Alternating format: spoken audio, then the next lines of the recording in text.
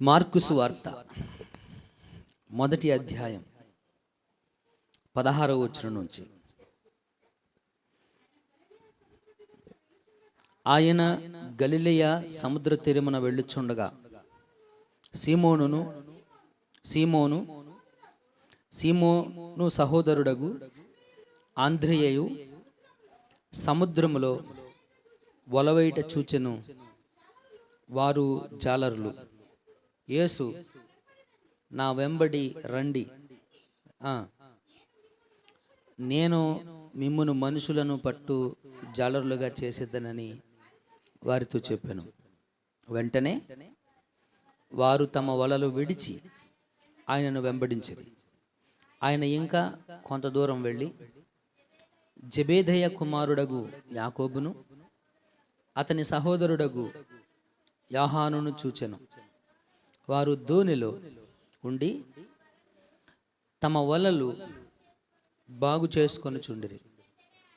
వెంటనే ఆయన వారిని పిలువగా వారు తమ తండ్రి అయిన జెబెదయిని దోణిలో జీతగాండ్రి యొద్ద విడిచిపెట్టి ఆయనను వెంబడించిరి. కొద్ది మాటలు దేవుడు దీవించును గాక. రైట్. మార్కు సువార్త మొదటి అధ్యాయము నుంచి ఎన్నో పాఠాలు మనం నేర్చుకుంటూ వస్తున్నాం. 16 నుంచి 20 వచనాలు, 5 వచనాలు మొత్తం. ఈ 5 వచనాల సారాంశంలో శిష్యత్వము గురించి మనం నేర్చుకుంటున్నాం. దేని గురించి అండి? శిష్యత్వము. దాదాపు ఇది 20వ పాఠం ఈ అధ్యాయంలో మనం నేర్చుకోవడం. ఎన్నో పాఠం అండి ఇది? 20వ పాఠం. ఈ 5 వచనాల సారాంశం ఏంటంటే శిష్యత్వం. శిష్యత్వము అంటే యేసుక్రీస్తుని అనుసరించడం. శిష్యుడు అవ్వడం అంటే ఏంటి? శిష్యుడు అవ్వడం అంటే ఏంటి? ఆయన దగ్గర నేర్చుకోవడం. ఆయన దగ్గర నేర్చుకోవడం. నేర్చుకునేవాడిని శిష్యుడు అంటామా? ఉద్యోగం చేసేవాడిని శిష్యుడు అంటామా? నేర్చుకునేవాడే శిష్యుడు. కాబట్టి గత వారం మీకు చెప్పాను, నేను నా డ్యూటీ ఏంటంటే మిమ్మల్ని క్రీస్తుకు శిష్యులుగా చేయడమే దేవుడు నాకు అప్పగించినటువంటి పని, దేవుడు నాకు ఇచ్చినటువంటి పని. సో మీరందరూ, మనమందరము యేసుక్రీస్తుకు శిష్యులం కావాలి. యేసుక్రీస్తు నుండి నేర్చుకోవాలి. ఆయన నుండి మనం నేర్చుకోవాలి. ఆయన ఎలా జీవించాడో మన గురువు, మన తండ్రి, మన ప్రభు క్రీస్తు ఎలా ఉన్నాడో అలాగే మన జీవితాలు, మన మనుగడను మనం కొనసాగించాలని నేర్చుకుంటున్నాం. యేసుక్రీస్తుకు శిష్యులు అవ్వడం అనేటువంటిది it's not one day process. ఒక క్షణంలో జరిగేటువంటి పని కాదు అది. ఒక రోజులో జరిగినటువంటి పని కూడా కాదు అది. ఇక్కడ 4 వ్యక్తులు ఉన్నారు. పేతురు, ఆంద్రెయ అన్నదమ్ములు వీళ్ళిద్దరు. యోహాను, యాకోబు అన్నదమ్ములు వీళ్ళిద్దరు. వేరు వేరు కుటుంబాలకు సంబంధించినటువంటి వారు. వీళ్ళ వృత్తి చేపలు పట్టడం. వీళ్ళ వృత్తి ఏంటండి? చేపలు పట్టడం. వీళ్ళు చేపలు బట్టి ఆ చేపల ద్వారా వాళ్ళ జీవనోపాధి చేసుకుంటున్నటువంటి వారు ఈ 4 కూడా. ఈ వ్యాపారంలో వీళ్ళు 4 కూడాను పార్ట్నర్స్. వీళ్ళు 4 కూడాను పార్ట్నర్స్, పాలిభాగస్తులు. అందరూ కలిసి వ్యాపారం చేసుకుంటున్నారు. సముద్ర తీరంలోకి వెళ్ళాడు. దాని వెనుకాల, ఈ 4 పిలుపు వెనుకాల ఉన్నటువంటి భావనను మనం గత వారం చూసాం. ఊరికినే ఆయన కనపడ్డాడు, నన్ను వెంబడించమనగానే వెళ్ళిపోయారు అన్నట్టుగా ఇక్కడ రాసి ఉంది. కానీ దాని యొక్క గతాన్ని మనం చూసాం. పేతురు, ఆంద్రెయకు యేసుక్రీస్తుతో ముందుగానే ముఖ పరిచయము ఏర్పడింది. మనం క్రీస్తుకు శిష్యులు కావాలంటే ఆయనతో ఒక ముఖ పరిచయం ఉండాలి. ఏముండాలి? ముఖ పరిచయం. ఆంద్రెయకు యోహాను బాప్టిజం ఇచ్చి యోహాను ఆంద్రేయకు క్రీస్తుని ముఖపరిచయం చేశాడు. ఆంద్రేయ యేసుక్రీస్తు దగ్గరికి వెళ్ళి ఆయన్ని వ్యక్తిగతంగా ఆయన్ని కలుసుకొని మాట్లాడి ఆయన్ని చూసి ఆయన్ని అర్థం చేసుకొని అప్పుడు తన సహోదరుడైనటువంటి పేతురుని తీసుకుని వచ్చాడు. పేతురుని తోడుకొని యేసుక్రీస్తు దగ్గరికి వచ్చాడు. ఇలా వారిద్దరికీ వీళ్ళు సముద్రంలో వల వేయడానికంటే ముందుగానే యేసుక్రీస్తుతో వాళ్ళకు ఒక ముఖ పరిచయం అనేటువంటిది ఏర్పడింది. పరిచయం ఎవరో ఒకరు చెప్పాలి కదా. ఎవరూ చెప్పకపోతే క్రీస్తు గురించి మనకు తెలియదు. నీ అంతటా నువ్వు క్రీస్తుని తెలుసుకోలేవు. నీ అంతటా నువ్వు క్రీస్తుని తెలుసుకోలేవు, క్రీస్తుని అర్థం చేసుకోలేవు. నా అంతటా నేను క్రీస్తుని తెలుసుకోలేను, క్రీస్తుని అర్థము చేసుకోలేను. కాబట్టి అందుకనే బోధకుడు అనేటువంటి వాడు మనకు కావాలి. బోధకుడు అనేటువంటి వాడు మనకి కావాలి. బోధకుడు కంటే శిష్యులు అధికులు కాదు. దేవుని వాక్యం చాలా స్పష్టంగా తెలియపరుస్తున్నటువంటి మాట. ఆ విధంగా వారికి ముఖ పరిచయము ఏర్పడింది. తన అన్న లేదా తమ్ముడైనటువంటి ఆంద్రేయ పేతురుతో చెప్పాడు, మేము మెస్సయాని కనుగొన్నాము అని చెప్పాడు. ఎవరినంట? మెస్సయా. యూదులు ఎదురు చూస్తున్నటువంటి మెస్సయా, ధర్మశాస్త్రంలో రాయబడినటువంటి వ్యక్తి కోసం మేము ఎదురు చూస్తూ ఉన్నాము అని చెప్పి పరిచయం చేసి యేసుక్రీస్తు దగ్గరకు తన సహోదరుడిని తీసుకొని వెళ్ళాడు. అక్కడ యేసుక్రీస్తుని చూశాడు, కానీ అతనికి నమ్మకం కలగలేదు. అందుకే ఆ రోజే యేసుక్రీస్తు ప్రణాళిక వేసుకున్నాడు, రేపు గలిలియా సముద్ర తీరానికి వెళ్ళాలి అని. ఆ తర్వాత రోజు ఆ రాత్రంతా వారు చేపలు పట్టారు, కానీ ఒక్క చేప కూడా వారికి దొరకలేదు. ఆ సందర్భంలో యేసుక్రీస్తు సముద్ర తీరంలో నడుచుకుంటూ వచ్చాడు. వాళ్ళకి వచ్చింది, కష్టం వచ్చింది. నిరాశ నిస్పృహలో యేసుక్రీస్తు సహాయం అనేటువంటిది వారికి లభించింది. వల వేయమన్నాడు, ఆయన మాట చొప్పున వల వేశాడు. ఆయన మాట వింటే దేవుడు మన జీవితంలో కార్యం చేస్తాడు. ఆయన మాట వినకోకుండా నువ్వు శరీరాన్ని 4 ముక్కలుగా కోసుకొని ప్రార్థన చేసినా, రంపాలతో కోసుకొని ప్రార్థన చేసినా, జుట్టు బీక్కున్నా, కళ్ళు బీక్కున్నా, నువ్వు ఏమి చేసినా దేవుడు నీ ప్రార్థన వినడు. దేవుడు నీ ప్రార్థన వినడు. సింపుల్ థింగ్, ఆయన మాట విను. ఆయన మాట విను. వినమంటే వచ్చి కూర్చొని వినేసి వెళ్ళిపోవడం కాదు. అనుసరించు, ఆ మాట ప్రకారం అనుసరించు. Then God will work in your life. అప్పుడు దేవుడు నీ జీవితంలో, నీ విషయంలో పనిచేయడం అనేటువంటిది ఆయన జరుగుతుంది. పేతురు ఆయన మాట విన్నాడు, దేవుడు కార్యం చేశాడు. దేవుడి కార్యం చేశాడు. That should be learn.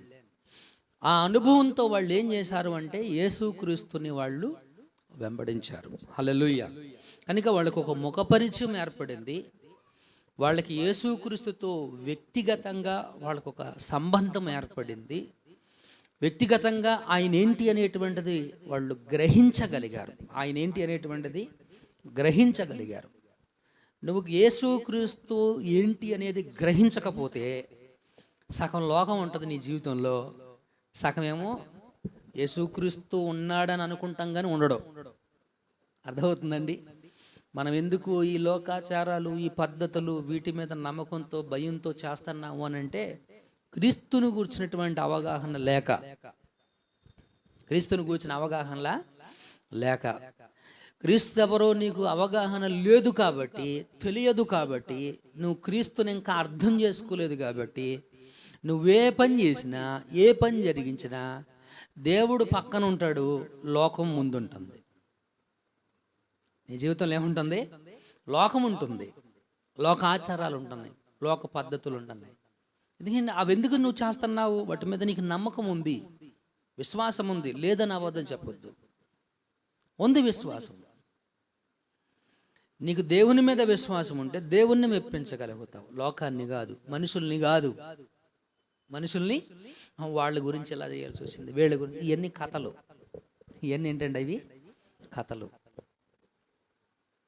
కాబట్టి ప్రభునందు మిత్రులరా, వాళ్ళకి ఒక పర్సనల్ ఎక్స్పీరియన్స్ అనేటువంటిది క్రీస్తుతో ఏర్పడింది. వ్యక్తిగతంగా వాళ్ళు క్రీస్తుని అనుభవించారు. క్రీస్తు ఎవరో తెలుసుకోగలిగారు.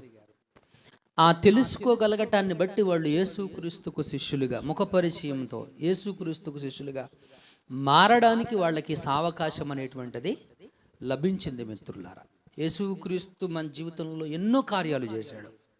ఒకటి కాదు, రెండు కాదు. ఈరోజు నువ్వు ఇక్కడ కూర్చున్నావు అంటే ఆయన నీ జీవితంలో ఏదో ఒకటి చెయ్యబట్టే ఇక్కడ ఉన్నావు. ఏదో ఒకటి చేయబట్టి నువ్వు ఇక్కడ ఉన్నావు. అయితే సమస్య ఏంటంటే ఇంకా నువ్వు క్రీస్తుకు శిష్యుడవు కాలేదు, అది సమస్య. ఇంకా మనము క్రీస్తుకు శిష్యులం కాలేదు, అది సమస్య. ఆయన ఏమీ చెయ్యకపోతే నువ్వు ఇక్కడ కూర్చుండే వ్యక్తివి కాదు. ఆయన ఏమీ చెయ్యకపోతే మనం ఇక్కడ కూర్చుండేటువంటి వాళ్ళం కాదు. సో మనం ఇక్కడ కూర్చున్నాము అంటే దాని అర్థం ఏంటి? Something God has done in your life. దేవుడు నీ జీవితంలో ఏదో చేశాడు. ఆయన చెయ్యబట్టి నువ్వు ఇక్కడ కూర్చుండగలిగావు. కాబట్టి ప్రభునందు ప్రియమైనటువంటి దేవుని మిత్రులరా, అంద్రెయ, పేతురు, యాకోబు, యోహాను ఊరికే యేసుక్రీస్తుని వెంబడించలా. The understand. యేసుక్రీస్తుని వాళ్ళు అర్థం చేసుకున్నారు, యేసుక్రీస్తుని గ్రహించారు. యేసుక్రీస్తు ఎవరు ఏంటి అనేటువంటిది తెలుసుకున్నారు, గ్రహించారు. ముఖపరిచయం ఏర్పడింది. నాలాంటోడు ఎవడో మీకు చెప్పాడు, ఆయనతో పరిచయం ఏర్పడింది. అవునా కదా? ఎవడ చెప్పాడు నాలాంటోడు యేసుక్రీస్తుని కూర్చున్నటువంటి విషయం? ఆయన దేవుడు, ఆయన స్వస్థపరుస్తాడని ఇలాగ ఎవరెవరో చెప్పారు. వినుటను బట్టి మీకు నమ్మకం కలిగింది ఆయన దేవుడని. ఆ విశ్వాసంతో వచ్చారు. ఆ విశ్వాసంతో యేసుక్రీస్తు దగ్గరికి వచ్చారు. కానీ శిష్యులు కాలేకపోతా ఉంటున్నాం. శిష్యులు కాలేకపోవడానికి కారణం ఏంటంటే లోకాన్ని వదిలిపెట్టాల్సి వస్తుంది. చాలా వదులుకోవాల్సి వస్తుంది. వదులుకోవడం అంటే ప్రాణభయం కలుగుతుంది. వదులుకోవడానికి ఇష్టం అనేటువంటిది లేదు మిత్రులారా. Let us see what is happening here. వీళ్ళ శిష్యత్వాన్ని ఒక్కసారి మనం చూద్దాం మిత్రులారా. 16వ వచనం ఏం చెప్పిందంటే, గలిలయ సముద్ర తీరమున వెళ్ళుచుండగా సీమోను సహోదరుడగు ఆంద్రేయయు సముద్రములో వలలు వేస్తున్నారు. ఏం చేస్తున్నారు వీళ్ళు?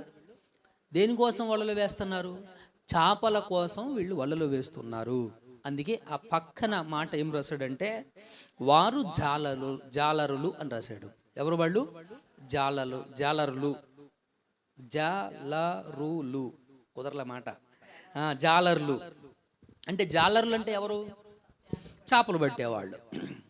వీళ్ళ వృత్తి ఏంటనేది వృత్తి. చూడండి మిత్రులారా, మన దేశానికి ఉన్న దరిద్రం ఒకటి ఉంది. కులాన్ని వృత్తిని రెండింటిని కలుపుతారు. ఈ దరిద్రం మన దేశంలోనే ఉంది, ఇంకెక్కడా కూడాను లేదు. కులము వేరు, వృత్తి వేరు. రెండింటికి పొంతన అనేటువంటిది లేదు. వృత్తి అనేటువంటిది జీవనోపాధి. ఏంటండి అది? వృత్తి అనేటువంటిది జీవనోపాధి. యేసుక్రీస్తు జన్మించినప్పుడు గొర్రెల కాపర్లు వెళ్ళారు. గొల్లలను అక్కడ రాయలేదు. వెళ్ళింది ఎవరు? గొర్రెల కాపర్లు. మన దేశ దరిద్రం అది కాబట్టి ఆ దరిద్రాన్ని వాక్యాన్ని కూడా అన్వయిస్తున్నారు. ఏమండి? గొల్లలు వెళ్ళారండి. గొర్రెలు కాసేవాళ్ళు గొల్లలేనా? ఇంకెవరు కాయరా? ఏమండి? చాలామంది కాస్తారు. అవునా కదా? చాలామంది కాస్తున్నారు. ఈ రోజున మన భారతదేశంలో వాళ్ళే గొర్రెలు కాస్తున్నారా? తప్పు కదా. మనం వాళ్ళని అంత మనం ఆ వృత్తిని వాళ్ళకి ఆపాదించడం అనేటువంటి తప్పు కదా. చాలామంది మినిస్టర్లు ఉన్నారు, చాలామంది రకరకాలైనటువంటి పలు కేటగిరీస్లో ఉద్యోగస్తులు ఉన్నారు, ఎన్నో పనులు చేసుకుంటున్నారు. కాబట్టి ఇక్కడ వీళ్ళ వృత్తి అనేటువంటిది ఏం తెలియజేస్తూ ఉందంటే, అది వాళ్ళ జీవనోపాధి మట్టికే. వాడి కుల వృత్తో లేకపోతే వాళ్ళ యొక్క దాన్ని ఏమంటారు, వారి కులమో జాతును తెలిపేటువంటిది వృత్తి కాదు. జాతిను తెలిపేటువంటిది వృత్తి కాదు మిత్రులు. వాళ్ళు జాలర్లు. వాళ్ళు సముద్రంలోకి వెళ్ళి వాళ్ళు ఏం చేస్తున్నారు? వలలు వేస్తున్నారు. దేనికోసం అంటే చేపల కోసం. చేపలు దేనికండి? వాళ్ళు తింటాక వాళ్ళ జీవనోపాధి ఏంటది?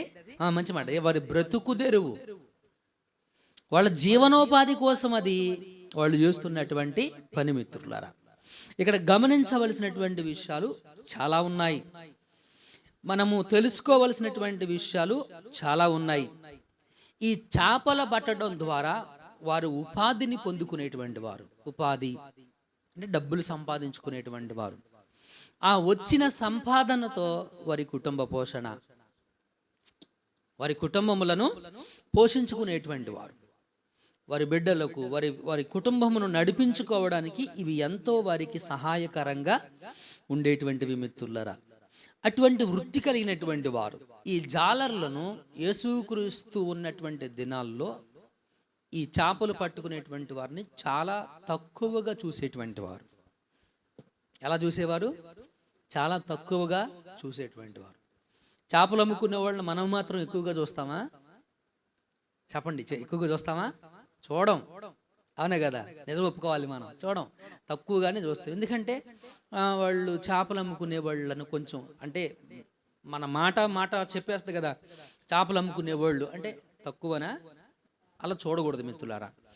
ఏ మనిషిని కూడాను మనం తక్కువగా చూడకూడదు. ఎందుకంటే మనము విశ్వసించి ఆరాధిస్తున్నటువంటి దేవుడు, మనము ప్రేమిస్తున్నటువంటి దేవుడు ఎవరిని తక్కువగా చూడలేదు,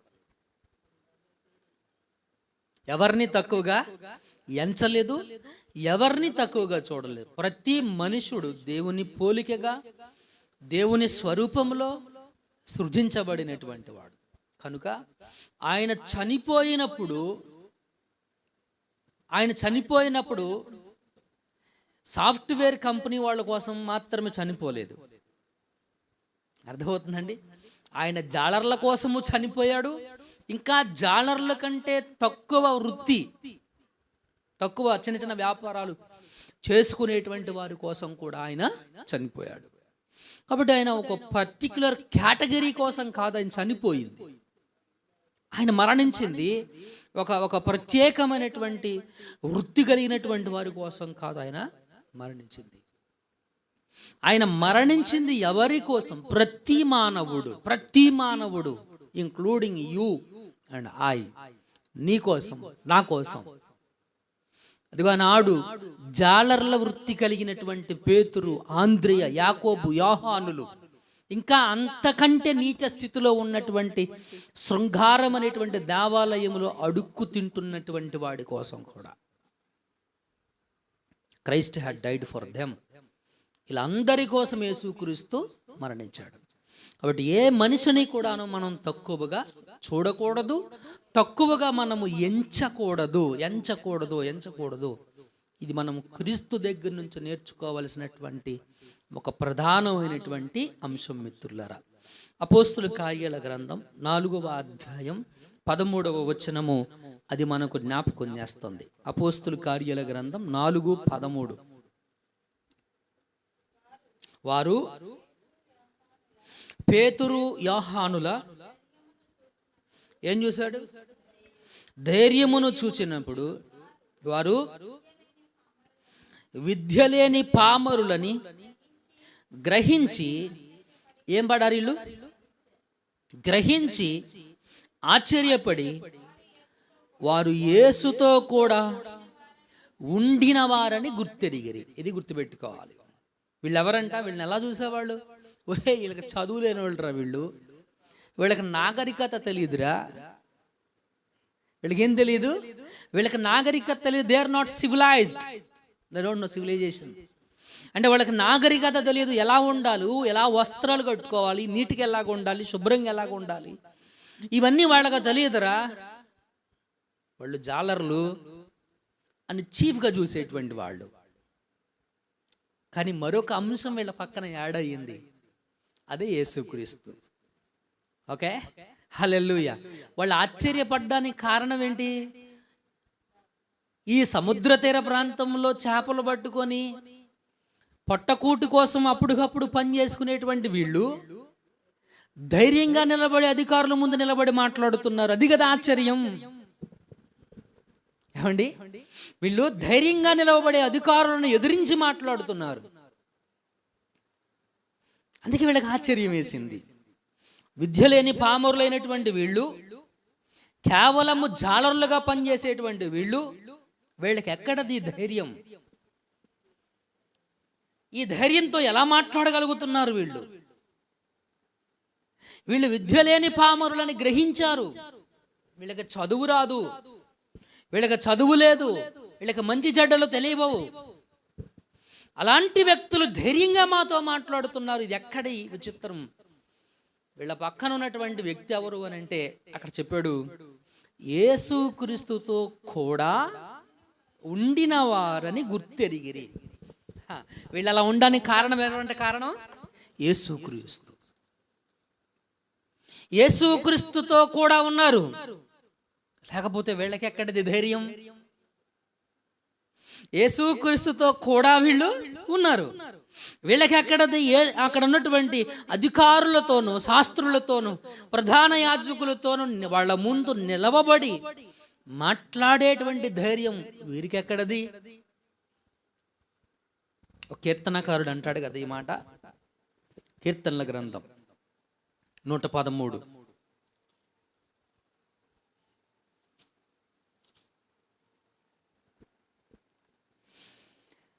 6వ వచనం నుంచి, ఆయన భూమి ఆకాశములను వంగి చూడని అనుగ్రహించున్నాడు. ఎవరితో? ప్రధానులతో, తన ప్రజల ప్రధానులతో వారిని కూర్చుండబెట్టుటకై ఆయన నేల నుండి, ఎవరిని ఎక్కడి నుంచి అంట? నేల నుండి దరిద్రులను లేవనెత్తువాడు, పెంట కుప్ప మీద నుండి బేదలను పైకెత్తువాడు. ఆయన సంతులేని దానిని ఇల్లాలుగాను కుమారుల సంతోషము గల తల్లిగాను చేయును. యెహోవాను స్తుతించుడి. హల్లెలూయా. చెప్పరండి చక్క దేవుని స్తోత్రం. హల్లెలూయా. ప్రభునందు, దట్ ఈస్ అవర్ గాడ్. మన దేవుడు అది. వారు జాలరులే, పొట్టకోటి కోసము ప్రతిరోజు సముద్రానికి వెళ్ళి రాత్రి పగలు కష్టపడి ఆ వచ్చినటువంటి దానితో చిన్నగా కుటుంబాన్ని పోషించుకుంటూ, ధనవంతులేమి కాదు వాళ్ళు, వారు భేదలే, చిన్నగా కుటుంబాన్ని పోషించుకుంటున్నటువంటి వీరిని ప్రధానులతో కూర్చుంటబెట్టడానికి, తన ప్రజల అధికారులతో పాటు కూర్చుండబెట్టడానికి నేల నుండి దరిద్రులను, పెంట కుప్ప మీద నుండి బేదలను పైకెత్తేటువంటి వాడు యేసుక్రీస్తు. చూడండి, అక్కడ ఉన్నటువంటి అధికారులు మాట్లాడుతున్నారు. అపోస్తుల కార్యాల గ్రంథంలో మనం చూసినటువంటి వాక్యంలో ఎవరు వీళ్ళు? వీళ్ళు ఎవరనేటువంటి ఆరా అక్కడ వచ్చింది. ఎవరంట వీళ్ళు? విద్య లేని పామరులు. ఎవరు వీళ్ళు? విద్య లేని పామరులు. విద్య లేని పామరులు. ఇప్పటికైనా మనం చూస్తూ ఉంటాం, మన ఊర్లో చాలామంది ఈ మట్టి పని చేసుకునేటువంటి వారు, తర్వాత ఇంకా రకాలైనటువంటి పని చేసుకునేటువంటి వారు ఉంటున్నారు. చదువు గురించి వాళ్ళకి చెప్తే వాళ్ళకి అర్థం కాదు. 10వ తరగతి అవ్వటమో 5వ తరగతి అవ్వటమో పిల్లలకి పెళ్లి చేసేస్తారు. 5వ తరగతికి 10వ తరగతికి దాని యొక్క విలువ తెలియదు వాళ్ళకి. ఎవరు వి టీచ్, మనం చెప్తాం, వాళ్ళని ఎంతో డెవలప్ చేయాలని, చదువుకుంటే బాగుపడతారని మనం బోధిస్తాం. But they don't understand. వాళ్ళకి అది అర్థం కాదు. మా అమ్మ నాకు 5వ తరగతికి పెళ్లి చేసింది, నేను కూడా మా అబ్బాయికి లేకపోతే మా అమ్మాయికి 5వ తరగతికి చదివింది చాలే, చదివి ఎవరిని ఉద్ధరిద్దామని ఈ విధమైనటువంటి కారణాలు చెప్తూ ఉంటారు. సో గమనించాల్సినటువంటి విషయం మిత్రులారా, అటువంటి ఒక విద్య లేని పామరులైనటువంటి జాలరులు వీళ్ళు. సమాజం దృష్టిలో చీఫ్గా ఎంచబడినటువంటి వారు, సమాజం దృష్టిలో ప్రాముఖ్యత కలిగినటువంటి వారు కాదు. కానీ వీళ్ళ పక్కన క్రీస్తున్నాడు. వీళ్ళ పక్కన ఎవరున్నాడండి? క్రీస్తున్నాడు. వీళ్ళ పక్కన క్రీస్తున్నాడు. వీళ్ళెవరు అనేటువంటి ఆరా అక్కడ వచ్చినప్పుడు వీరు విద్య లేని పామరులు. కానీ వాళ్ళని చూసినప్పుడు, వాళ్ళ ధైర్యాన్ని, వారి మాటల్ని వాళ్ళు విన్నప్పుడు వాళ్ళకి ఏం కలిగిందంట? ఆశ్చర్యం కలిగింది. ఇక్కడి నుంచి వచ్చే వీళ్ళకి ధైర్యం, ఎక్కడి నుంచి వచ్చే వీళ్ళకి మాటలు అంటే వీళ్ళు క్రీస్తుతో కూడా ఉన్నటువంటి వారు. హల్లెలూయా. మహిమ దేవునికి కలుగును గాక. So if you are being with the Christ, నువ్వు కనుక క్రీస్తుతో పాటు ఉంటే నీ జీవితాన్ని మార్చగలిగినటువంటి వాడు యేసుక్రీస్తు. హల్లెలూయా. కనుక గమనించవలసినటువంటి విషయం మిత్రులరా, యేసుక్రీస్తు ఈ నలుగురిని చూసినప్పుడు, పేతురు, ఆంద్రేయ, యాకోబు, యోహాను, విద్య లేని పామరులు, ధనవంతులేమి కాదు, గొప్పోళ్ళేమి కాదు, టాలెంటెడ్స్ ఏమీ కాదు. అర్థమవుతుందండి?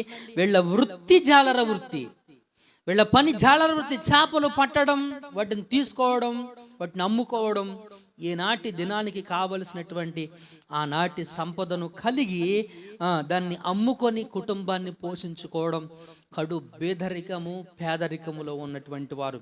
మీకు తెలుసా ఎందుకు చెప్పాడు యేసుక్రీస్తు? అయ్యా రాత్రంతా కష్టపడ్డాము, అయినా సరే.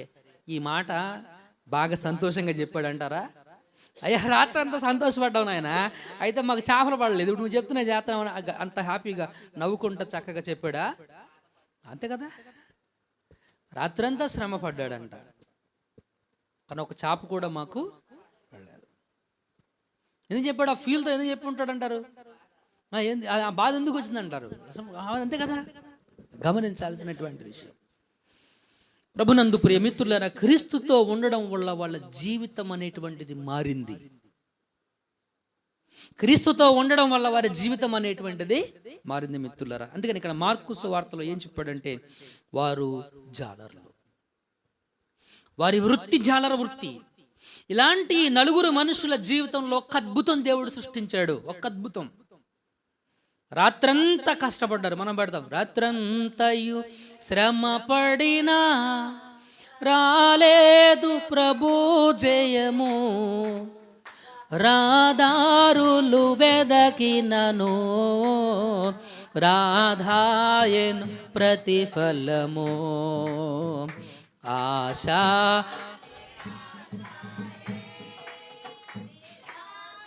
ఏదనెదురాయే ఆధ్యాత్మికలేమి గని, అల్లాడే నావలలు నడిపించు నానావా. రాత్రంతా కష్టపడి పనిచేసిన they don't get any benefit, but when they were with God. కానీ రాత్రంతా కష్టపడి పనిచేశారు, కానీ వాళ్ళకి ప్రయోజనం ఏమీ దక్కలేదు. కానీ వాళ్ళు క్రీస్తుతో ఉన్నప్పుడు వారికి ప్రయోజనం అనేటువంటిది లభించింది మిత్రులు. That is what happiness. అందుకనే ఇలాంటి వారిని దేవుడు ఏమని చెప్పాడు అంటే, యేసు నా వెంబడి రండి అని పిలిచాడు వాళ్ళని. ఏం చెప్పాడండి? నా వెనకాల రమ్మని పిలిచాడు. ఫాలో హిమ్, ఆయన అనుసరించమని చెప్పాడు. వెంబడి రమ్మంటే అర్థం ఏంటో? వెంబడి రమ్మంటే నా వెనకాలే నేను నేను నేను నేను తిబేరియాకి వెళితే తిబేరియాకి, లేకపోతే గలిలియాకి వెళితే గలిలియాకి, లేకపోతే ఇంకో పట్టణానికి వెళితే ఇంకో పట్టణాన్ని నా వెనకాలే రమ్మనా? నడుచుకుంటూ రమ్మనా? సో అర్థం చేసుకుందాం, ఇక్కడ కాన్సెప్ట్ అర్థం చేసుకుందాం. ఇప్పుడు ఓ మెకానిక్ ఉన్నాడండి. అతను మెకానిక్ పని చేస్తూ ఉన్నాడు. ఓ తల్లి ఇలాగా అంది, అయ్యా మావాడిని కూడా నీ వెనకాల తీసుకెళ్ళొచ్చుగా అంది. ఎందుకు? ఏం నేర్చుకుంటాకి? అది ఆడ అర్థం చేసుకోవాల్సిన అంశం. అది పని వెనకాల పడి తిరగడానికి కాదు, ఏమి నేర్చుకోవడానికి? పని నేర్చుకోవడానికి. పని నేర్చుకోవడానికి. ఇక్కడ యేసుక్రీస్తు వీళ్ళని నా వెంబడి రండి అని పిలిచాడు, నా వెనకాల రండి అని పిలిచాడు. ఎందుకు పిలిచాడు? పిలవడానికి కారణం ఏంటి చూడండి. అక్కడ పిలవడానికి కారణం ఏంటి చూడండి. దేవుని పిలుపు, దేవుని యొక్క పిలుపు. గమనించాల్సినటువంటి విషయం ఇది మిత్రులారా. దేవుని పిలుపు, దేవుని పిలుపు గమనించండి. ఇక్కడ ఎందుకు పిలిచాడు చదవండి. కంటిన్యూషన్ వర్డ్, నేను మిమ్మును మనుషులను పట్టు జాలర్లుగా చేస్తానని చెప్పాడు ఆయన. దీనికి చేస్తానన్నాడు ఆయన. ఇప్పుడు వరకు వీళ్ళు చేసిన పని ఏంటి? చేపలు పట్టే జాలర్లు. ఇప్పుడు వీళ్ళు చేయాల్సిన పని ఏంటి? మనుషులను పట్టే జాలర్లు. ఏం చెప్పాడండి ఆయనకి? ఇప్పుడు ప్రభు అయిన యేసుక్రీస్తు నా వెంబడి రండి. రావాలంటే ఏం చేయాలి?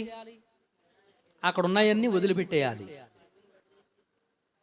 అక్కడ ఉన్న వాటన్నిటినీ కూడాను వదిలిపెట్టేసారు. వాళ్ళు చేసే వృత్తిని వదిలిపెట్టేయాలి. వారు జీవనోపాధిని వదిలిపెట్టేయాలి. వారి జీవనోపాధిని వదిలిపెట్టేసేయాలి. సమస్తం వాట్ దే హ్యాడ్, వాళ్ళకి ఏమైతే ఉందో అదంతా కూడా విడిచిపెట్టేసేయాలి. విడిచిపెట్టి ఆయన వెనకాల వెళ్ళాలి. ఆయన వెనకాల వెళితే ఆయన ఏం చేస్తాడు? ఆయన మనుషులను పట్టే జాలరులుగా చేస్తానన్నాడు. హల్లెలూయా, మహిమ దేవునికి కలుగుగాక. ప్రియులారా, ఇక్కడ గమనించవలసినటువంటి విషయం, ఇక్కడ మనం అర్థం చేసుకోవాల్సినటువంటి అంశాలు చాలా ఉన్నాయి.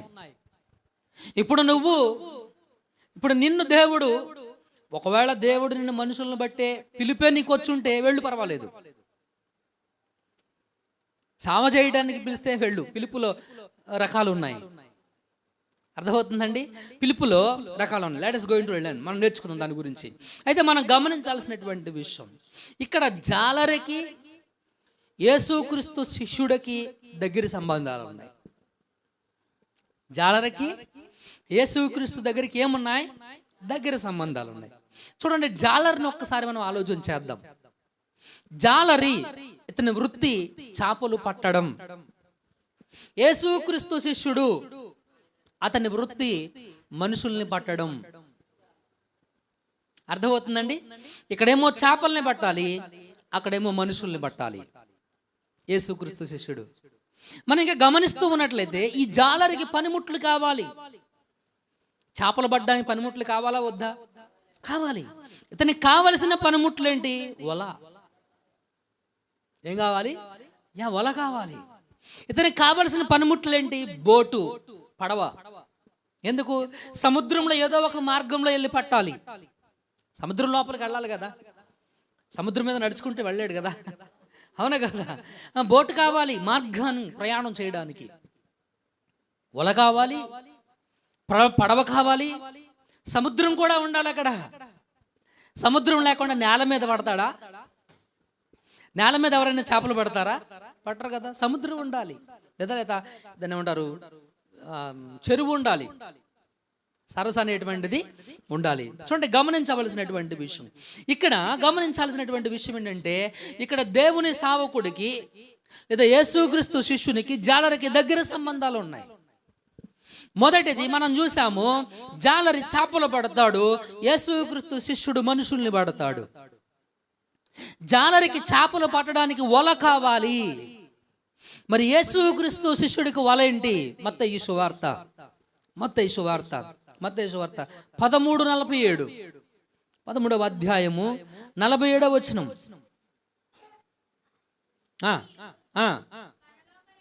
పరలోక రాజ్యం సముద్రములో వేయబడి నానా విధములైన చేపలను పట్టిన వలను పోలి ఉంది. ఏంటది? పరలోక రాజ్యం ఎలాగుందంట? కొంచెం చదువునానా, వీళ్ళు వింటలేదు, ఏదో ట్రాన్స్లోకి వెళ్ళిపోయారు.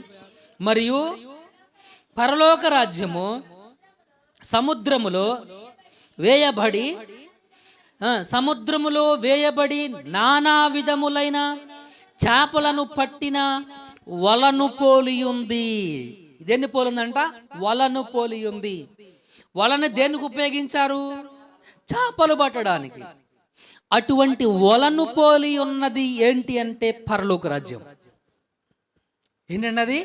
పరలోక రాజ్యం. కాబట్టి యేసుక్రీస్తు శిష్యుని చేతిలో ఉన్నటువంటి వల పరలోక రాజ్యం. పరలోక రాజ్యం అనేటువంటి వల యేసుక్రీస్తు శిష్యుడు కలిగి ఉన్నటువంటి వల పరలోక రాజ్యం. ఆ వల వెయ్యాలి. పరలోక రాజ్యం అనేటువంటి వలను యేసుక్రీస్తు శిష్యుడు వెయ్యాలి. అందుకని we have to teach about the Kingdom of God.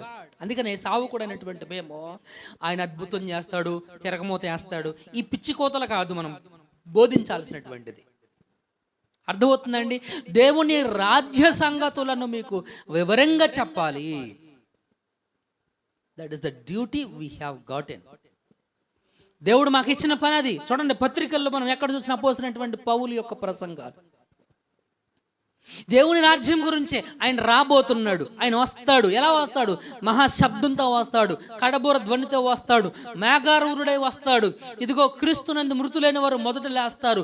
అక్కడ ఏడ్పు లేదు, అక్కడ సూర్యుడు లేడు, అక్కడ వెలుగు లేదు, దేవుడే వెలుగుగా ఉంటాడు. ఎన్ని అద్భుతమైన సత్యాలు! దేవుని రాజ్యాన్ని గురించినటువంటి సంగతులను సమాజానికి చెప్పాలి. అదే ఒల. ఒలంటే మిమ్మల్ని ఏదో మాయ చేయటం, మభ్యపెట్టడం కాదు. అర్థమవుతుందండి? ఒలంటే మనుషులను ఏదో మాయ చేసి, మబ్బు చేసి దగ్గరికి తీసుకోవడం కాదు మిత్రులరా. పరలోక రాజ్యాన్ని గురించినటువంటి సత్యాన్ని ప్రకటించడం. అది యేసుక్రీస్తుకి జాలరికి మధ్య ఉన్నటువంటి దగ్గర సంబంధం. ఇతనికి ఒక పడవ కావాలి సముద్రంలోకి వెళ్ళడానికి, ఒక మార్గం కావాలి, అంతే కదా. యేసుక్రీస్తు చెప్పాడు, నేనే మార్గము, నేనే సత్యము. సమాజంలోకి వెళ్ళి చెప్పడానికి ఏసే మార్గం. ఏ మార్గం గురించి చెప్పాలి? వెళ్ళి పరలోక రాజ్యం ఉందని చెప్పాలి. అయితే ఎలా వెళ్ళాలి? అంతే కదా. ఎలా వెళ్ళాలి? యేసు మార్గం, అంతే కదా. ఏసే మార్గం అని చెప్పాడు. నా ద్వారా తప్ప ఎవడు తండ్రి యొద్దకు రాచారు. సముద్రం ఈ లోకం, సముద్రం ఈ లోకం. లోకం అంటే ఏంటి? మనుషులు. లోకం అంటే ఏంటండి? మనుషులు. మీరు ఎప్పుడైనా గుర్తుపెట్టుకోండి, లోకమన్నా దేశమన్నా మనుషులే. గురుజాడ అప్పారావు అనుకుంటే ఎలా అంటాడు? దేశం అంటే మట్టి కాదాయ్, దేశం అంటే మనుషులో అన్నాడు. దేశం అంటే మట్టి కాదు, మనుషులు. అలాగే లోకం అంటే మట్టి కాదు, చెట్లు కాదు, పుట్లు కాదు, మనుషులు. లోకం తీరు అంటాం, అంటే మనుషుల తీరు అని అర్థం, అంతే కదా. దాని అర్థం అదే కదా. గమనించాల్సినటువంటి విషయం. అందుకనే యేసుక్రీస్తు వీళ్ళని ఏం చేశాడంటే మిత్రులరా, వీళ్ళని పిలిచాడు. వీళ్ళని పిలిచాడు, నా వెంబడి రండి అన్నాడు. యేసుక్రీస్తుకు శిష్యుడు అవ్వడానికి ఈ జాలరికి మధ్య ఒక ఒక ఒక ఒక అవినాభావ సంబంధం ఉంది, ఒక మంచి రిలేషన్ ఉంది, సిమిలర్ క్వాలిటీస్ ఉన్నాయి. ఏంటి సిమిలర్ క్వాలిటీస్ అంటే, ఇక్కడ జాలరి చేపలు పడతాడు, అక్కడ యేసుక్రీస్తు శిష్యుడు మనుషుల్ని పడతాడు. ఇక్కడ జాలరి చేపలు పట్టడానికి వల వేస్తాడు, ఇక్కడ యేసుక్రీస్తు శిష్యుడు మనుషులను పరలోక రాజ్యానికి తీసుకెళ్ళడానికి పరలోక రాజ్యం అనే వల వేస్తాడు. ఇక్కడ జాలరి పడవలో ప్రయాణం చేస్తూ సముద్రంలోనికి వెళతాడు, ఇక్కడ యేసుక్రీస్తు శిష్యుడు యేసుక్రీస్తుని పట్టుకొని లోకంలోనికి వెళతాడు. యేసుక్రీస్తుని పట్టుకొని లోకంలోనికి వెళతాడు. ఇక్కడ జాలరి సముద్రంలోనికి వెళతాడు, ఇక్కడ యేసుక్రీస్తు శిష్యుడు లోకంలోనికి వెళతాడు. అందుకని అపోస్తలుల కార్యాల గ్రంథము 1వ అధ్యాయం 8వ వచనం మనకు అదే చెప్తుంది. అయినను పరిశుద్ధాత్మ మీ మీదకి వచ్చినప్పుడు మీరేం పొందుకుంటారు? శక్తి పొందుకుంటారు. గనుక మీరు యెరూషలేములోను యోదయ సమరయ దేశముల ఎందంతటను భూ దిగంతముల వరకు నాకు సాక్షులయ్యుందురని వారితో చెప్పాను. ఎవరికి సాక్షులు? యేసుక్రీస్తుకి సాక్షులుగా మీరు ఉండాలి, నాకు సాక్షులుగా ఉండాలని చెప్పి వాళ్ళకి దేవుడు బలపరిచి వాళ్ళని పంపించాడు. మిత్రులరా, ఆయనను పరిశుద్ధాత్ముడు మీ మీదకి వచ్చినప్పుడు మీరు బలం పొందుకుంటారు. బలం అంటే ఏంటి? అతీత శక్తులు ఏం పొందుకుంటామా? ఎగరటం, గంతులేయడం అయ్యేం పొందుకోం. నువ్వు నీలాగే ఉంటావు. విద్య లేని పామరులు, వాళ్ళ ముందు మాట్లాడడానికి ధైర్యం వచ్చింది, అది కాదా శక్తి అంటే? నీలాంటి నాలాంటి బలహీనుడు ఒక ఎమ్మెల్యే ముందో ఎంపీ ముందో నిలబడి ధైర్యంగా మాట్లాడతామా? మాట్లాడాలనుకున్నది ఏదైతే ఉందో అది ధైర్యంగా చెప్పగలుగుతామా? మనం చెప్పేది అసలు వాళ్ళు వింటారా? కానీ వాళ్ళు చెప్పారు మిత్రులారా, ధైర్యంగా చెప్పగలిగారు భయపడకుండా. అది కదా శక్తి. గమనించవలసినటువంటి విషయం. కనుక ప్రభునందు ప్రియమైనటువంటి దేవుని సంగమా, ఇటువంటి జాలరులను, సిమిలర్ క్వాలిటీస్ ఉన్నటువంటి ఈ జాలరులను, ఒకే విధమైనటువంటి లక్షణాలు, క్రీస్తు శిష్యుడు కావడానికి కావలసినటువంటి లక్షణాలు కలిగినటువంటి ఈ జాలరులను యేసుక్రీస్తు పిలిచాడు. దేవుని పిలుపు, దేవుని పిలుపు, దేవుని పిలుపు మిత్రులరా, రక్షణ పొందుటకు దేవుడు పిలుస్తాడు. రక్షణ పొందుటకు దేవుని పిలుపు గురించి 4 రకాలైనటువంటి పిలుపులు ఉన్నాయి. వాటిని గురించి చెబుతున్నాను వినండి. ఒకటి, దేవుడు ఎందుకు పిలుస్తాడు? రక్షణ పొందుటకు దేవుడు పిలుస్తాడు. సేవ చేయడానికి దేవుడు పిలుస్తాడు. అంత మాత్రమే కాదు, నాయకుడిగా ఉండడానికి దేవుడు పిలుస్తాడు. ప్రత్యేకమైనటువంటి పని చేయడానికి దేవుడు పిలుస్తాడు. హల్లెలూయా. 4 రకాలైనటువంటి పనులు ఏంటి? రక్షణ పొందుటకు దేవుడు పిలుస్తాడు. దేనికండి? చెప్పండి. దేనికండి? రక్షణ పొందుటకు దేవుడు పిలుస్తాడు. దీనినే పరలోక సంబంధమైన పిలుపు అంటాం. హెబ్రీయులకు రాసిన పత్రిక 3వ అధ్యాయం. హెబ్రీయులకు రాసినటువంటి పత్రిక 3వ అధ్యాయం. ఇందువలన పరలోక సంబంధమైన పిలుపులో పాలు పొందిన పరిశుద్ధ సహోదరులారా. ఎవరంటే దేనికి సంబంధించిన పిలుపు అంటే ఇది? పరలోక సంబంధమైనటువంటి పిలుపు. పాలు పొందిన పరిశుద్ధ సహోదరులారా. పరలోక సంబంధమైనటువంటి పిలుపు అంటే ఈ పిలుపు నీకెందుకు ఇచ్చాడు అని అంటే, పరలోకంలోనూ ఉండడానికి. ఎక్కడ ఉండడానికి? దీన్ని చెప్దాం, నిత్య జీవమునకు దేవుడు పిలిచాడు. నిత్య జీవం పొందుకోవడానికి దేవుడు పిలిచాడు. ఇది ఒక రకమైనటువంటి పిలుపు. ఇది ఒక రకమైనటువంటి పిలుపు. గమనించవలసినటువంటి విషయం మిత్రులారా, ఇక్కడ కొరింథీయులకు రాసినటువంటి పత్రిక ఏంటి? 1వ అధ్యాయం. కొరింథీయులకు రాసిన మొదటి పత్రిక 2వ అధ్యాయం.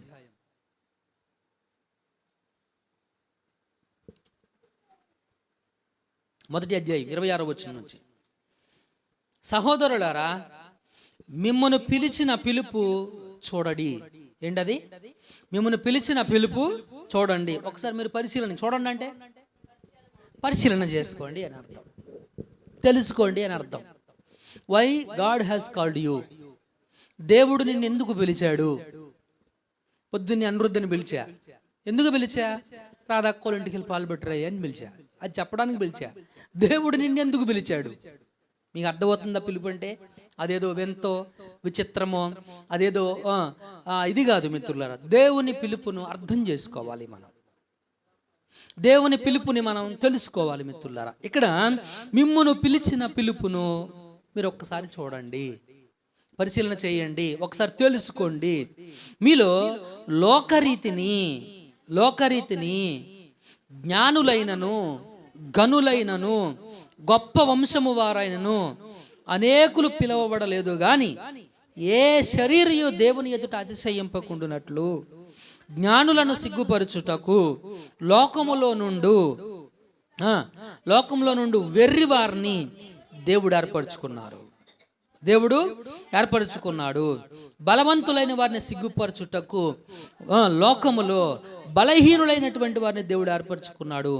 ఎన్నికైన వారిని వ్యర్థం చేయుటకు లోకములో నీచులైన వారిని, తృణీకరింపబడిన వారిని, ఎన్నికలేని వారిని దేవుడు ఏర్పరచుకొని ఉన్నాడు. అయితే ఆయన మూలంగా మీరు క్రీస్తు యేసునందు ఉన్నారు. ఇక్కడ మనం కూడా అదే గ్రహించాలి మిత్రులారా. మనమేం బలవంతులం కాదు, మనమేం జ్ఞానులం కాదు, మనమేం గొప్పవాళ్ళం కాదు. మనమేమి గొప్పవాళ్ళం కాదు. క్రీస్తుని బట్టి దేవుడు మనల్ని పిలిచాడు. ఎందుకు పిలిచాడు? రక్షణ పొందుటకు దేవుడు మనల్ని పిలిచాడు. అందుకని ఒక హెచ్చరిక చేస్తాడు. రోమీయులకు రాసినటువంటి పత్రిక 2వ అధ్యాయం. రోమీయులకు రాసినటువంటి పత్రిక 2వ అధ్యాయం. రోమీయులకు రాసినటువంటి పత్రిక 2వ అధ్యాయం 3వ వచనం నుంచి అట్టి కార్యములు చేయువారికి తీర్పు తీర్చుచు వాటినే చేయుచున్న మనుషుడా, నీవు దేవుని తీర్పును తప్పించుకొందువని అనుకొందువా?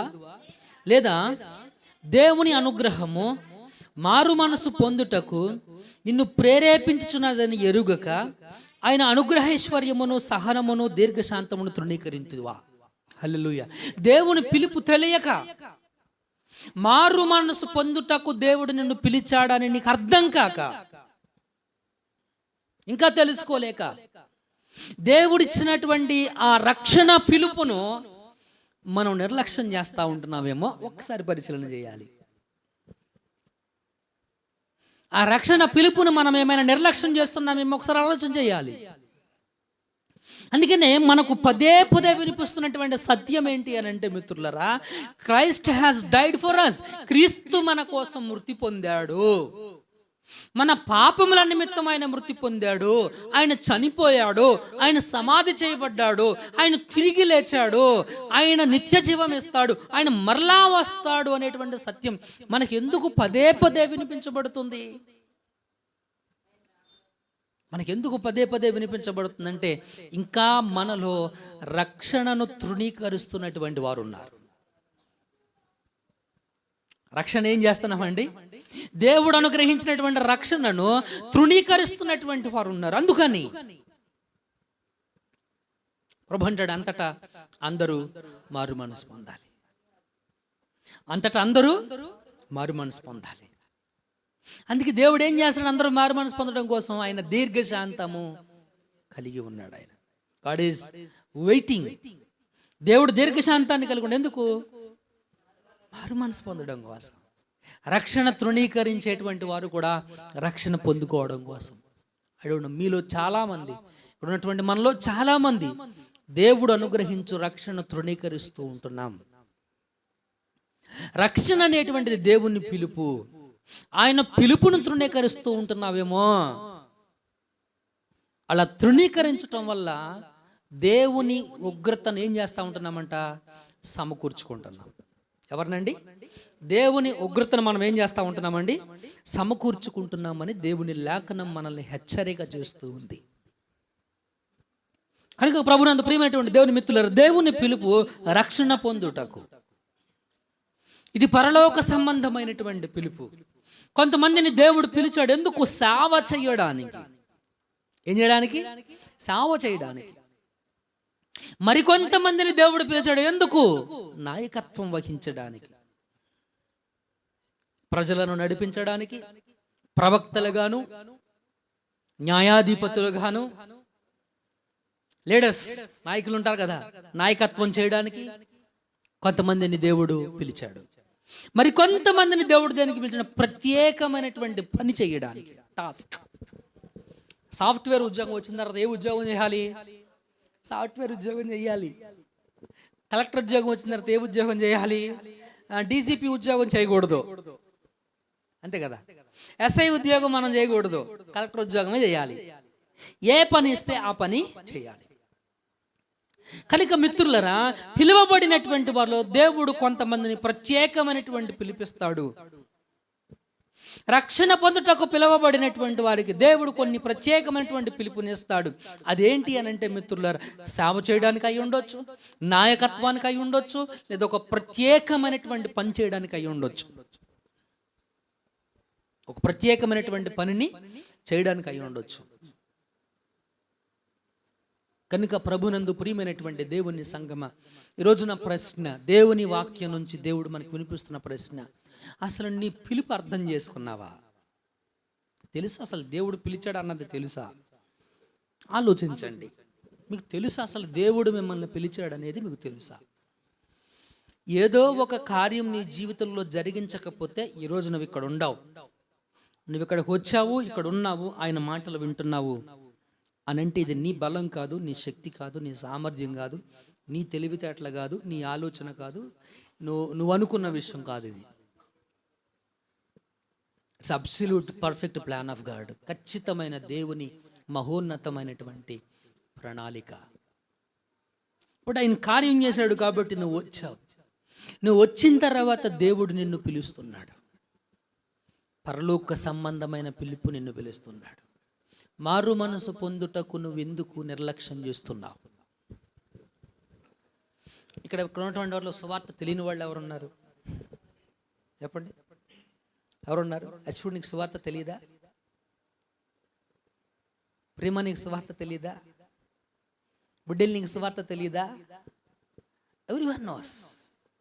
రాధాకృష్ణ, నీకు తెలియదా సువార్త, గాస్పల్? తెలుసు. మరి దేవుని పిలుపుని మనం ఎందుకు నిర్లక్ష్యం చేస్తూ ఉంటున్నాం? దేవుని పిలుపు అందుకున్న తర్వాత ఇక్కడ ప్రత్యేకంగా వీళ్ళని పిలిచాడు. ఎందుకనంటే మనుషులను పట్టు జాడర్లుగా చేస్తానని దేవుడు వారికి మాట ఇచ్చాడు. ఏ మాట ఇచ్చాడండి? మనుషులను పట్టి జాడర్లుగా చేస్తారని దేవుడు వారికి మాట ఇచ్చాడు. ఇక్కడ వీళ్ళని ఎందుకు పిలిచాడు అంటే మనుషుల్ని పట్టుకోవడానికి. ఎవరిని పట్టుకోవడానికి? మనుషుల్ని పట్టుకోవడానికి దేవుడు వీరిని పిలిచాడు. వీరి చేతుల్లో ఉన్న వల పరలోక రాజ్యం. వీళ్ళు వెళ్ళాల్సినటువంటి మార్గం యేసుక్రీస్తు. వీళ్ళు వెళ్ళవలసినటువంటి ప్రదేశం లోకం. అర్థమవుతుందండి? వీళ్ళ చేతిలో వీళ్ళు విసరాల్సినటువంటి వల పరలోక రాజ్యం, సువార్తను వెదజల్లాలి. మరి రక్షణ సువార్తను వెదజల్లాలి మిత్రులారా, వెదజల్లాలి. అయితే ఈరోజు దేవుడు మనల్ని ప్రశ్నిస్తూ ఉంటున్నాడు మిత్రులారా. గమనించవలసినటువంటి విషయం, నీ పిలుపు అర్థమైందా నీకు? అసలు నీ పిలుపు ఏంటో నీకు తెలుసా?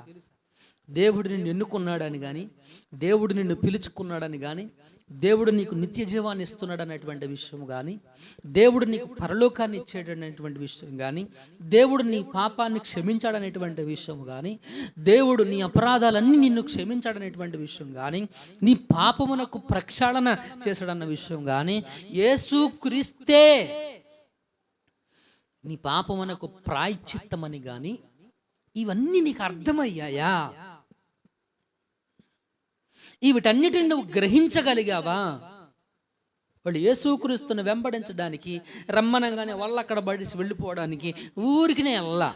వాళ్ళు పిచ్చోళ్ళేమీ కాదు, విద్య లేని పామరులే, అయితే మాత్రం పిచ్చోళ్ళ కాదు కదా. ఊరికే చెప్పాడు ఆంధ్రయ్య అన్నయ్య,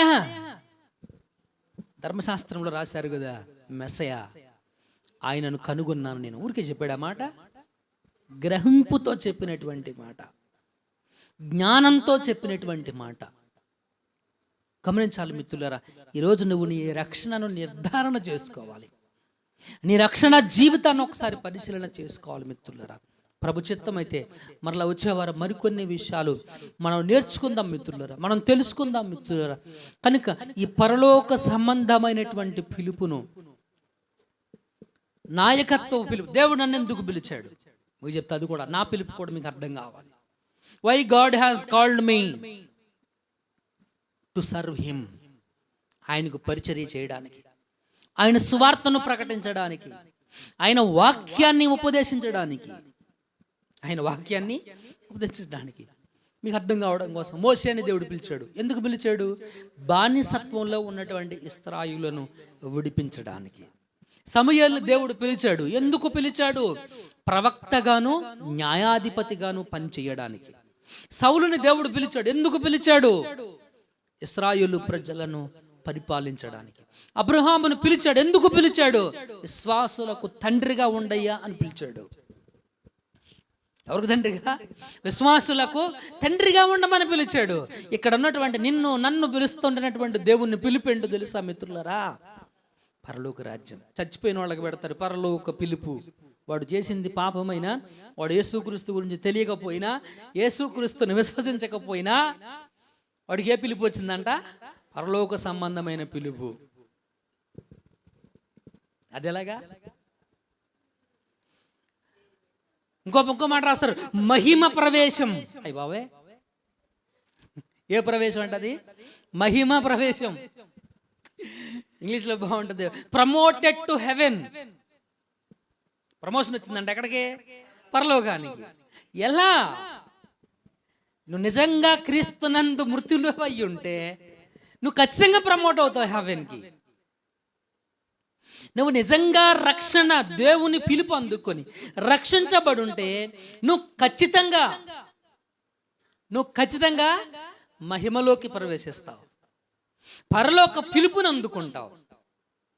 విశ్వసించకుండా, రక్షణ పొందకుండా, క్రీస్తుని గురించి విని, సువార్త తెలిసి, దేవుడు మారు మనసు పొందడం కోసమే దేవుడు నీకు అటువంటి ఉపదేశాన్ని ఇస్తున్నాడు అనేటువంటి గ్రహింపు లేక ఇంకా నిర్లక్ష్యం చేస్తూ పాపములోనే చనిపోయి మహిమ ప్రవేశం అని బోర్డు పెడితే వెళ్ళవు, మహిమలోకి వెళ్ళవు. దానిపైన వాక్యం, క్రీస్తునందు మృతులైనటువంటి వారు ధన్యులు. అయ్యి బాబే, వీడెప్పుడు ప్రార్థనకు రాలా, వాక్యం వినలా, రక్షణ పొందలా, క్రీస్తుని గురించి వీడికి తెలియదు. కానీ వీడు మృతి పొందడం వల్ల ధన్యులంట. మరొక మాట అంటారు, అదేంటి, ఇంకో మంచి వాక్యం ఉపయోగిస్తారు మృతి పొందినప్పుడు, నీతిమంతులను జ్ఞాపకం చేసుకోవడం మంచిదంట. ఎవరి నీతిమంతుడు? వీడికి యేసుక్రీస్తు దగ్గరికి రాడు, యేసుక్రీస్తుని గురించి వినడు, వీడికి రక్షణ తెలియదు, వీడు మారు మనసు పొందలేడు, బ్రతికినంత కాలం తాగుతూ తిరుగుతూ చెడులో జీవిస్తూ చెడు పనులు చేస్తూ అటు భార్య బిడ్డల్ని పట్టించుకోడు, ఇటు తల్లిదండ్రుల్ని పట్టించుకోడు, అటు సమాజాన్ని పట్టించుకోడు. వీడు మృతి పొందిన వెంటనే వీడికి ఇచ్చేటువంటి టైటిల్, వీడు నీతిమంతుడంట. వీడిని జ్ఞాపకం చేసుకోవడం ఎవరికి? తాగుబోతులకి ఆశీర్వాదకరమేమో. అంటే ఇంకా తాగేలాగా అవ్వంటారు బాబు అని చెప్పడగా. గమనించాలి, what a foolish we are. మనం ఎంత అవివేకులమండి. మనం ఆలోచండి, వాక్యాన్ని మనకు నచ్చినట్టుగా వాడేసుకుంటున్నాం. మనకి ఎలా అనుకూలంగా ఉంటే అలా ఉపయోగించేసుకోవడమే. మనం చేసే ప్రతి తప్పిదానికి వాక్యాన్ని అన్వయించేసుకోవడమే తప్పు మిత్రులారా, తప్పది. ప్రభు దేవుడిచ్చినటువంటి ఆజ్ఞల్లో ఒక ప్రాముఖ్యమైనటువంటి ఆజ్ఞ ఉంది. ఆయన నామమును వ్యర్థముగా ఉచ్చరింపకూడదు. ఆయన నామాన్ని ఎలా? వ్యర్థముగా ఉచ్చరింపకూడదు అని. So I want you to question your self. ఈరోజు నా ప్రసంగంలో ముఖ్య ఉద్దేశం, మిమ్ములను మీరు పరీక్షించండి, చూడండి, తెలుసుకోండి, అర్థం చేసుకోండి. Why God has called you, దేవుడు నిన్ను ఎందుకు పిలిచాడు అనేది ఒకసారి తెలుసుకోండి. ఈ పరలోక సంబంధమైనటువంటి పిలుపును సరిగ్గా అర్థం చేసుకున్నావా లేదా ఒకసారి పరిశీలించండి. తలలు వంచండి, కళ్ళు మూసుకోండి, ప్రార్థన చేసుకుందాం. తల వంచండి, కళ్ళు మూసుకోండి, ప్రార్థన చేసుకుందాం. ప్రియమిత్రం, ఒక్కసారి ఆలోచించే ప్రార్థన చేద్దాం. ప్రియ సోదరు, ఒక్కసారి ఆలోచన చేయి. You are called for heaven. నువ్వు దేవుని రాజ్యాన్ని, నిత్య జీవం కొరకు పిలవబడ్డావు. అయితే పిలుపు నువ్వు అర్థం చేసుకున్నావా? నిత్య జీవం పొందుకోవడానికి దేవుడు నీ పాపాన్ని ప్రాయశ్చిత్తం చేశాడు. నీ పాపము గురించి ఆయన మృతి పొందాడు, నీ గురించి ఆయన మృతి పొందాడు, చనిపోయాడు, సమాధి చేయబడ్డాడు, మృతుల్లో నుంచి లేచాడు. ఆయన ఏం చెప్పాలనుకుంటున్నాడంటే, చనిపోయిన తర్వాత నువ్వు మరలా లేస్తావని. మృతుల పునరుద్ధానం ఉంది. నువ్వు మరణించిన తర్వాత తిరిగి లేస్తావు. నువ్వు మరణించిన తర్వాత తిరిగి లేస్తావు. ఆత్మ తాను దయచేసిన దేవుని దగ్గరికి వెళుతుంది, మట్టి మట్టిలో కలిసిపోతుంది. భూ సంబంధమైనది భూ సంబంధంగానే పూడ్చిపెట్టబడుతుంది. పరసంబంధమైనది పరలోకానికి వెళుతుంది. అయితే మేలు చేసినటువంటి వారు జీవ పునరుద్ధరణానికి, కీడు చేసిన వారు మరణ పునరుద్ధరణానికి అప్పగించబడతారు. రక్షించబడినటువంటి వారు పరలోక పిలుపు అందుకుంటారు. రక్షణ పొందనటువంటి వారు మరణ పునరుద్ధరణానికి వెళతారు. కాబట్టి యేసుక్రీస్తు పిలిచాడు. నిన్నెందుకు పిలిచాడు? నీకు వచ్చిన పిలుపు ఏంటంటే పరలోక సంబంధమైనటువంటి పిలుపు. ఆ పిలుపు నువ్వు అర్థం చేసుకున్నావా? ఆ పిలుపు నువ్వు గ్రహించావా? ఆ పిలుపును నువ్వు తెలుసుకుంటున్నావా? అర్థమవుతుంది అసలు అది నిత్య జీవం గురించి.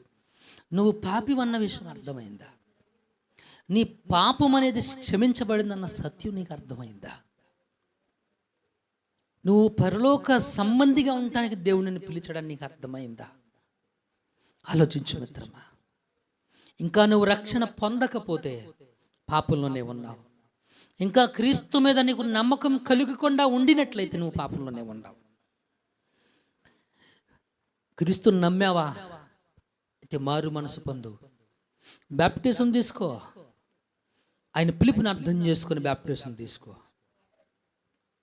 నిర్లక్ష్యం చేయొద్దు, నిర్లక్ష్యం చేయొద్దు మిత్రులు. ఎన్ని సంవత్సరాలు జీవితాన్ని ఊరికే వెళ్ళబుచ్చుతావు. ప్రార్థన చేద్దాం. విద్య లేని పామరులు, జాలరులు, వృత్తికి జాలరులు. వారికి విద్య లేదు, వారికి జ్ఞానం లేదు. ఎన్నిక చేయబడినటువంటి వారు క్రీస్తుతో ఉన్నారు. పెంట కుప్ప మీద నుండి దీనులను లేవనెత్తి ప్రధానులతో కూర్చుండబెట్టువాడు నా దేవుడు. అంత ఘనపరిచేటువంటి వాడు ఆయన. నీ దీనత్వాన్ని చూసి నువ్వు భయపడాల్సినటువంటి అవసరం లేదు. నువ్వు క్రీస్తుతో కూడా ఉండు, క్రీస్తుతో ఉండు, క్రీస్తుతో కూడా ఉండు. దేవుడు పిలిపిదే మిత్రులరా, దేవుడు ప్రత్యేకంగా నీ దగ్గరికి వచ్చి ఏం చెప్పడు, బలహీనుడు నేను, ఆయన దాసుడు నేను, నన్ను నిలబెట్టుకొని పిలుపునిస్తున్నాడు ఆయన. ఈ పిలుపునిస్తున్నాడు ఆయన. రక్షణ పొందు, మారు మనసు పొందు. ప్రార్థన చేయండి, ఎవరు మౌనంగా ఉండదు.